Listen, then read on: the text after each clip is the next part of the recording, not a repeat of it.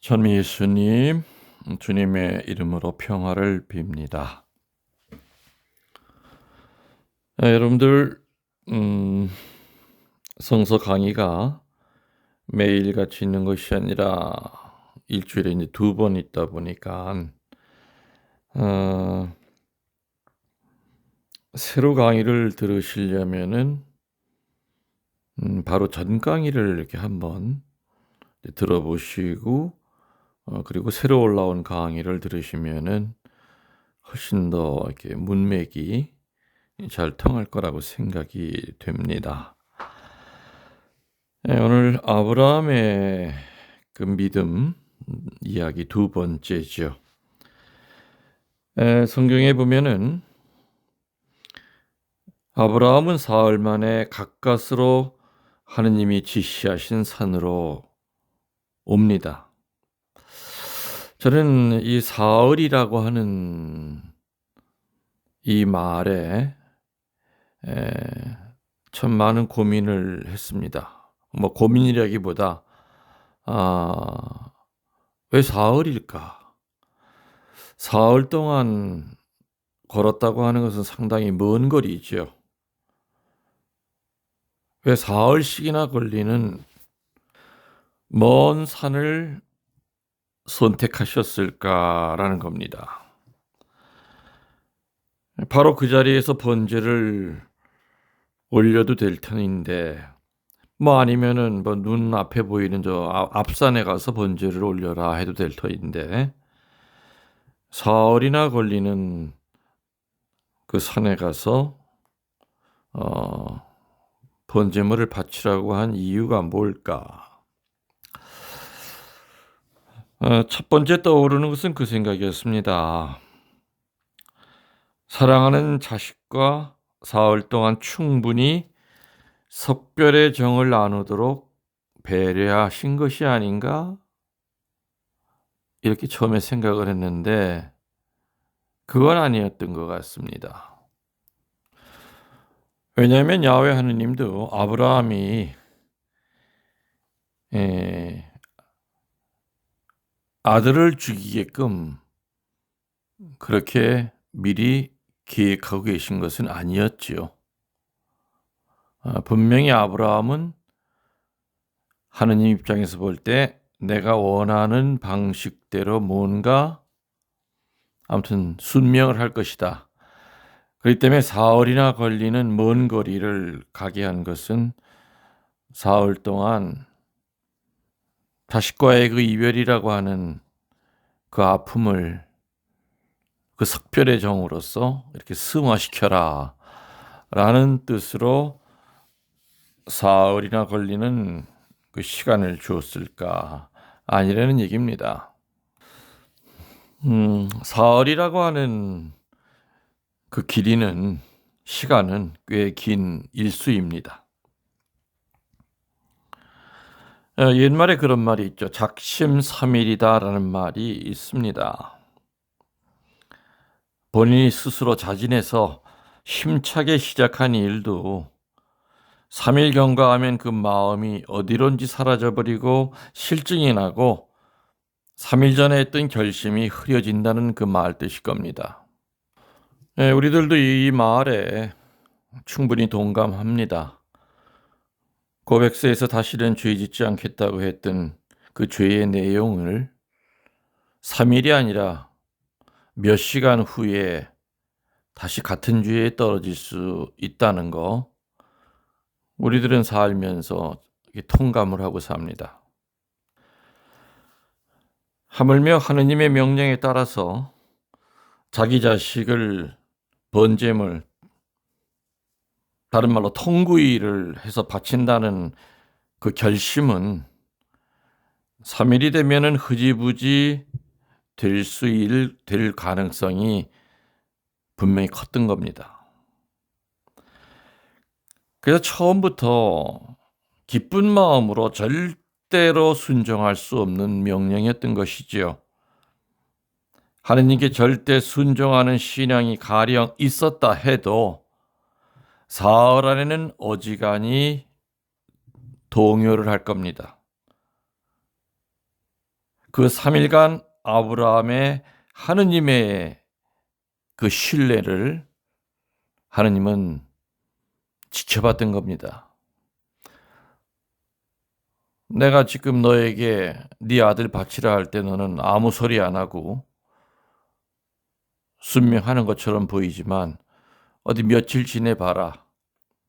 그때도 똑같은 마음이 될까?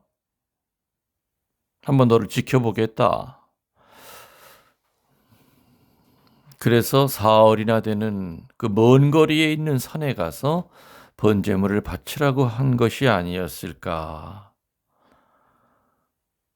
사흘 동안 자식과의 그 석별의 정을 나누라고 하는 뜻에서 4일이라고 하는 그 시간을 준 것이 아니라 아브라함을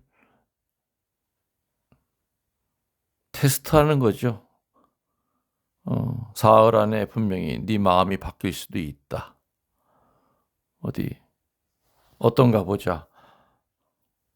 네, 여러분들, 이 첫 번째 테스트 아브라함 분명히 통과했습니다. 사흘 안에 마음이 바뀌어서 내가 미쳤어? 내가 내 새끼를 왜 죽여? 처음에 하겠다고 할 때는 그 내 마음이 아니었어. 아들아, 돌아가자. 내 저 위에 있는 양반 내 이제 안 보면 된다. 이렇게 오던 길을 되돌아가는 것이 아니라 아브라함은 끝까지 하느님이 일러준 산으로 갔던 겁니다. 이해가 되시겠죠? 왜 사흘이나 걸리는 그 산에 가서 번제물을 드리라고 했던가. 자, 이제 산에 도착했습니다. 그래서 마침내 맞닥뜨리기 싫은 그 때가 온 겁니다. 아브라함이 아들 이삭을 하느님 앞에 구워서 올릴 때가 온 것이다 이겁니다. 그 장면이 성경에는 다음과 같이 기록이 되어 있죠. 창세기 22장 6절 이하에 보면 이런 말이 나옵니다. 번제물을 살을 장작을 아들 이삭에게 지우고 자기는 불시와 칼을 챙겨 들었다. 그리고 둘이서 길을 떠나려고 하는데 이삭이 아버지 아브라함을 불렀다. 아버지. 얘야, 내가 듣고 있다. 아버지, 불씨도 있고 장작도 있는데 번제물로 드릴 어린 양은 어디 있습니까? 얘야, 번제물로 드릴 어린 양은 하느님께서 손수 마련하신단다. 말을 마치고 두 사람은 함께 길을 떠나 하느님께서 일러주신 곳에 이르렀다. 아브라함은 거기에 제단을 쌓고 장작을 얹어 놓은 다음 아들 이삭을 묶어 제단 장작 더미 위에 올려놓았다. 아브라함이 손에 칼을 잡고 아들을 막 찌르려고 할 때 야훼의 천사가 하늘에서 큰 소리를 불렀다. 아브라함아, 아브라함아, 어서 말씀하십시오. 아브라함이 대답하자 야훼의 천사가 이렇게 말하였다. 그 아이에게 손을 대지 말라. 머리털 하나라도 상하지 말라. 나는 네가 얼마나 나를 공경하는지 알았다. 너는 하나밖에 없는 아들마저도 서슴지 않고 나에게 바쳤다. 아브라함이 이 말을 듣고 고개를 들어보니 뿔이 덤불에 걸려 허우적거리는 수양 한 마리가 눈에 띄었다. 아브라함은 곧 가서 그 수양을 잡아 아들 대신 번제물로 드렸다. 아브라함은 그곳을 야훼 이레라고 이름 붙였다. 그래서 오늘도 사람들은 야훼께서 이 산에서 마련해 주신다고들 한다. 신앙의 사람이었던 아브라함의 일생에서 이때만큼 괴로운 시련의 때는 없었을 겁니다.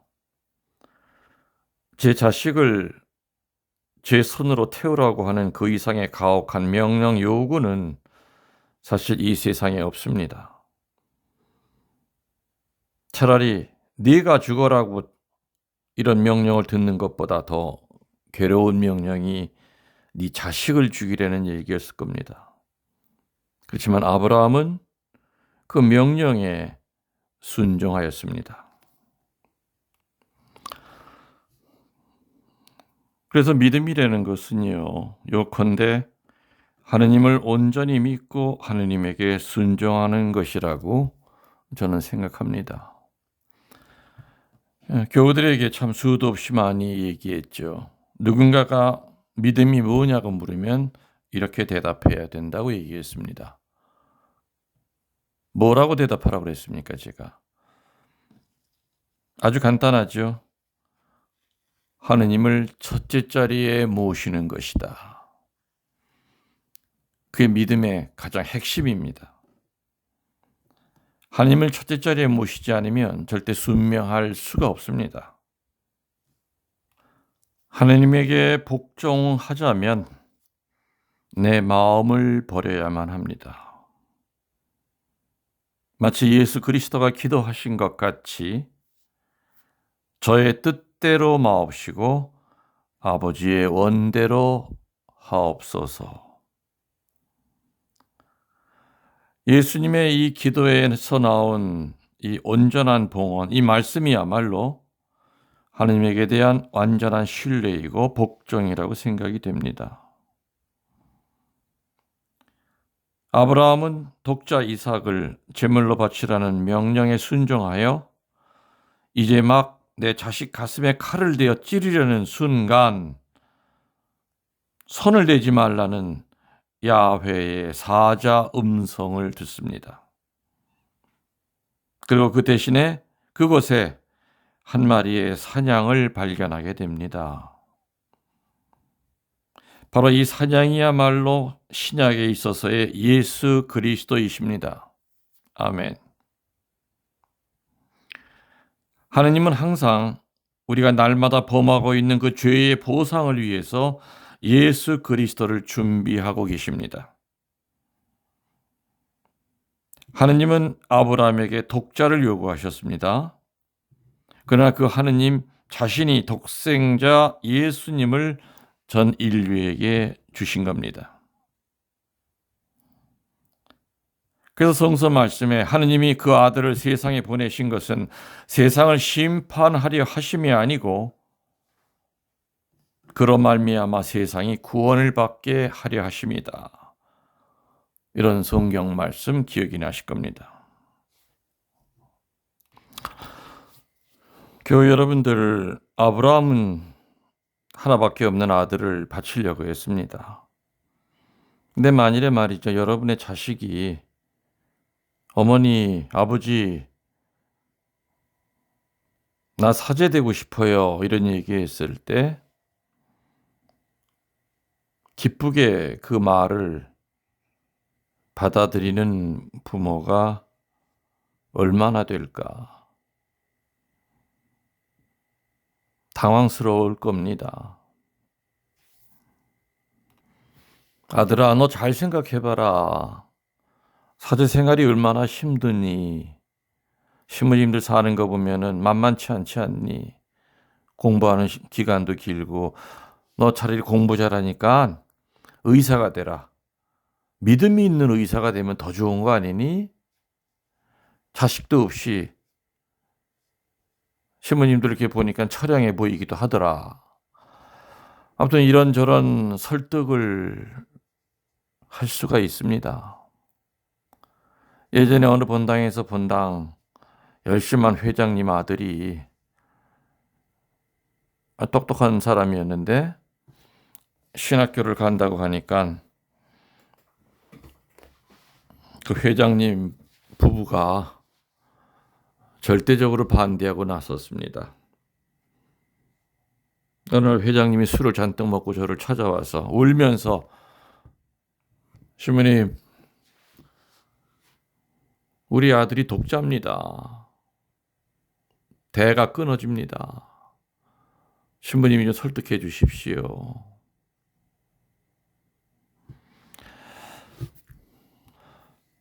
그 회장님은 그렇게 말하면서도 굉장히 괴로워하셨어요. 신부님, 이론적으로 제가 본당 총회장인데 당연히 아들이 사제가 되겠다고 하면은 기뻐해야 되는데 그러질 않습니다, 제가. 우리 대가 끊어집니다. 저 그리고 회장할 자격이 없습니다. 저는 절대로 아들 못 보냅니다. 결국에 그 회장 아들은 신학교를 못 갔습니다. 그리고 회장님은 내가 극금 알렸지만은 양심의 가책을 스스로 받으셨는지 회장직을 사퇴를 했죠. 그래서 신부님들 중에는 보면은 가족들과 친지들에게 축복을 받고 사제가 된 분들도 많이 있지만 반대 중에 된 분들도 분명히 있습니다. 이렇게 자식을 하느님께 봉헌한다고 하는 것은 참 어려운 일입니다. 그런데 아브라함은 자식을 어떻게 봉헌하라는 명령을 들었던 겁니까? 죽여서 봉헌하라는 명령을 들었던 겁니다. 그거 우리들 대부분 할 수가 없습니다. 그래서 아브라함의 믿음을 따라갈 수가 없다는 얘기입니다. 그래서 그분이 우리들의 믿음의 멘토가 될 수밖에 없다는 얘기입니다. 하느님께 바친다고 하는 것은 사람만이 아닐 겁니다. 하느님께 자기 자신의 시간을 바치거나 돈을 바치는 일에도 우리는 주저하고 살 때가 참 많습니다. 여러분들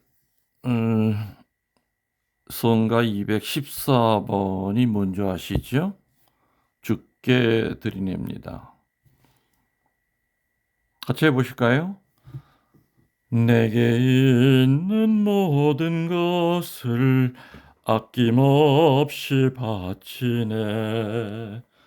사랑하고 의지하여 주만 따라가겠네. 주께 드리네. 주께 드리네. 사랑하는 내 주 앞에 모두 드리네. 이 노래 다 아시죠? 우리 봉헌성가 이거 부릅니다. 또 뭐 부릅니까? 211번 주여 나의 몸과 마음. 주여 나의 몸과 마음 모두 드리오니. 주여 나의 몸과 마음 모두 받으소서. 세상 풍파 중에 헤매던 양들 주님의 품 안에 받아 주옵소서. 여러분들 노래 들으셨으니 박수 치셔야지요.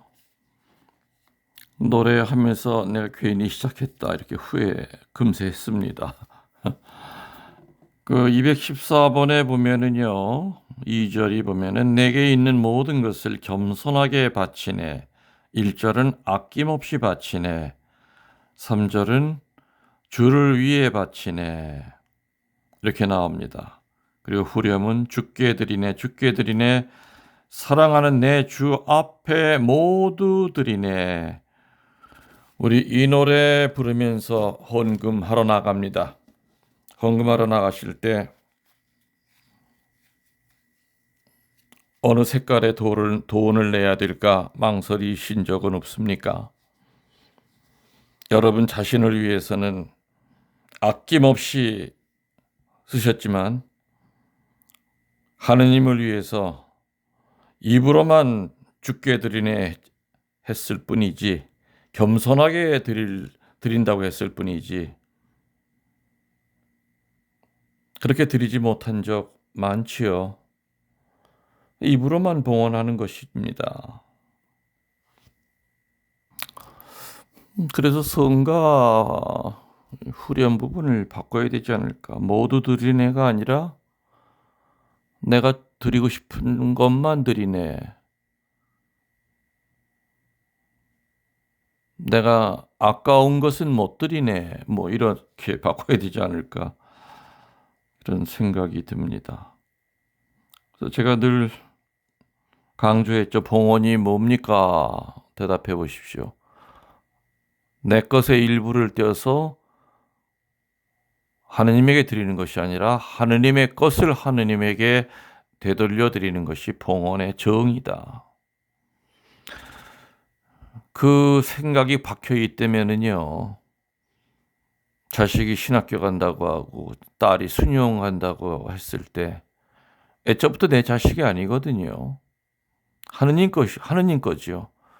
근데 자기 자식이라고 생각하니까 신학교 못 가게 막는 겁니다. 수녀 못 들어가게 막는 겁니다. 돈이 자기 거라고 생각을 하니까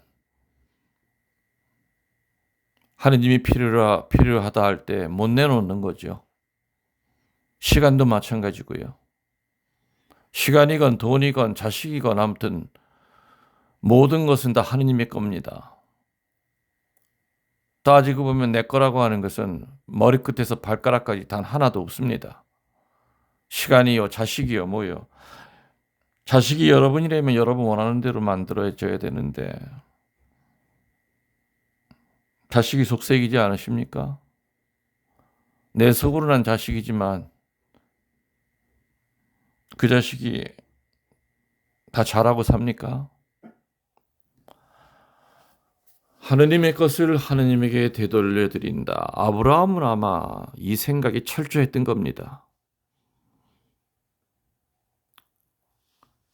늙은 나이에 자식을 주셨는데 아마 아브라함은 이삭을 자기 자식이라고 생각한 적 없었을 겁니다. 하느님의 선을. 그래서 그 자식을 도로 달라고 했을 때 내가 거기에 대해서 분노할 이유도 없고 화를 낼 이유도 없고 하느님에게 따질 이유도 없다. 실제로 성경에 보면 아브라함은 그 담대한 모습을 보여주고 있습니다.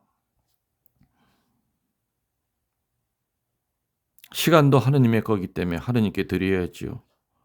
물질도 마찬가지지요. 또 내가 받은 재능이 있다면 그 재능도 어떻게 내 겁니까?